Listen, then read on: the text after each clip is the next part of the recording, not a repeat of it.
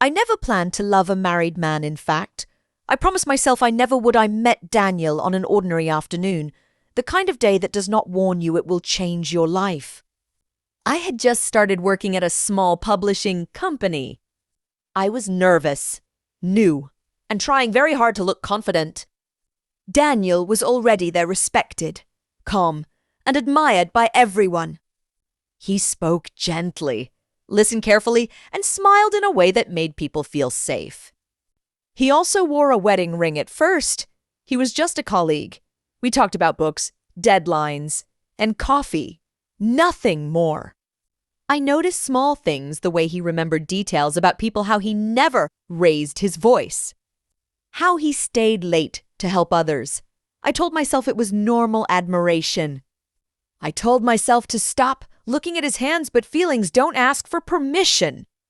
Over time, our conversations grew longer. We stayed late at work, sitting across from each other with tired eyes and unfinished dreams. Sometimes we talked about life, his childhood, my fears, the things we wished we had done differently. He mentioned his wife occasionally, always respectfully, always carefully. That should have stopped me instead. It made everything more complicated. I tried to create distance. I avoided him for days, sometimes weeks. I reminded myself that loving him was wrong, that I was crossing a line even by thinking about him. But every time he asked, "Are you okay?" in that quiet, sincere voice, my walls fell down again. The truth is, I didn't fall in love with him because he was married. I fell in love despite it. I loved the way he listened, like my words mattered. I loved how he believed in my talent before I believed in myself. I loved how he made the world feel softer, safer, slower. With him, I felt seen, not admired, not desired, but understood. One evening, everything changed. We were alone in the office, rain tapping against the windows. The silence between us was heavy, full of things we never said. Then he looked at me, not as a colleague, not as a friend, but as someone who felt the same storm inside. I need to say something, he whispered. My heart raced. I wanted him to stop. I wanted him to continue. Both at the same time. I care about you, he said, more than I should. That was the moment. I knew my heart was already broken. I didn't touch him. I didn't confess my love. I just nodded, because if I spoke, I would cry, or worse. I would ask him to stay. We talked for hours that night about boundaries, about guilt, about how feelings are not always a choice, but actions are. He told me he loved his wife, but something between them had faded into routine and silence. I listened, but I refused to become his escape. I told him, I can't be the woman who stands between a man and his family. Those words hurt me more than they hurt him after that.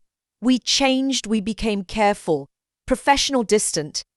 But love doesn't disappear just because you ask it to. It waits. It watches. It aches quietly some days. He avoided my eyes. Other days, I caught him looking at me like he was remembering something he wasn't allowed to touch. We never crossed the line, but we stood so close to it that it burned. Eventually, I realized something painful but necessary. Loving him was costing me myself. I was waiting for moments instead of living my life. I was measuring my happiness by his attention. I was shrinking my dreams to fit into a space where I would always come second. So I left. I found another job, another city, another version of myself, stronger, lonelier, but honest. On my last day, it was a simple hug, but it held every word. We never said thank you. He whispered for what I asked for. Choosing yourself. Years have passed. Sometimes I still think of him when I hear the sound of rain or smell old books. I don't regret loving him. Love is never shameful. But I learned that loving someone does not mean losing yourself. For them, he was the man I loved. He was also the man who was never mine. And that truth, painful as it was, set me free.